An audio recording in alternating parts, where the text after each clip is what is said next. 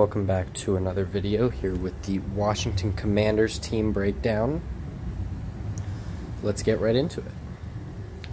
Last season, 500 record. Thought with the 17th game that those might have been gone, but nope, 8-1 to be exactly average on the season. Last place in the NFC East, which was a very good division. 9th in the NFC, missed the playoffs. But not terrible. The Commanders, I think, did pretty well based on expectations last season, despite not having the best quarterback play at times. I feel like the rest of the roster was and still is pretty talented and one of the more underrated in the league. So looking at their additions, you have corner Cam Dantzler, offensive lineman Nick Gates, and Andrew Wiley, as well as quarterback Jacoby Brissett. And then on the other hand, the losses, J.D. McKissick, running back Carson Wentz, quarterback, offensive lineman Wes Martin, Taylor Heinicke, your other quarterback, safety Bobby McCain, offensive lineman Wes Schweitzer, wide receiver Cam Sims, and linebacker Cole Holcomb. So overall, nothing too major in the additions or the losses here. So aside from losing both of your starting quarterbacks last season in Wentz and Heinicke, neither of which were that good, and you do have Sam Howell still there, and you bring in Jacoby Brissett. So overall, I don't think that your quarterback room got any worse. I also don't know if it got any better, so they're probably going to be in a similar situation they were last season, where the roster is overall very talented. You just have a huge hole at quarterback, which is probably going to severely cap the ceiling of the Commanders for next season. Looking at the draft class, you got Emmanuel Forbes, corner, in the first round. I do like Emmanuel Forbes. However, I think they could have... I think there were better guys available when they drafted him. Thought it was maybe a little early, but overall, I do like the player. And then second corner, Jatavius Martin, Ricky Stromberg, and Braden Daniels on the offensive line, KJ Henry, edge, Chris Rodriguez Jr., running back, and Andre Jones Jr., a edge, to round out the draft class. Overall, solid class. Maybe would have done some things differently, but I think it is good. You got some good secondary help, offensive line depth, and then some solid later picks as well.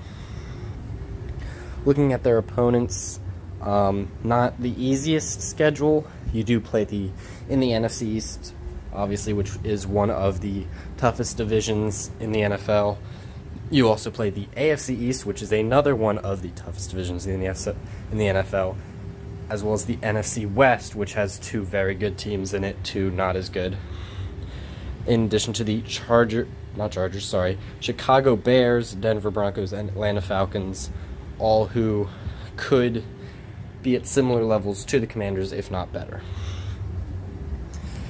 So looking at a ceiling, I have it 9-8. I think that the defense and the offensive weapons, Terry McLaurin, Jahan Dodson, there is enough talent to get to a winning record.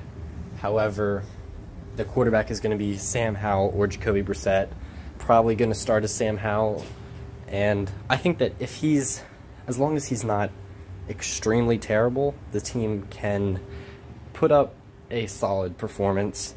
And if he is terrible, and maybe he ends up getting benched for Jacoby Brissett, I think that we've seen Jacoby Brissett be a quarterback who maybe isn't, like one of the more talented quarterbacks, but he is good enough to kind of keep a team competitive with a good roster around him, which I think on this team he would have.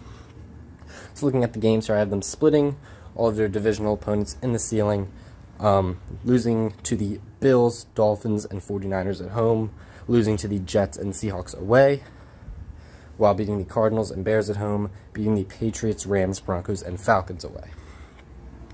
On the other side of things, the floor I have down at 3-14.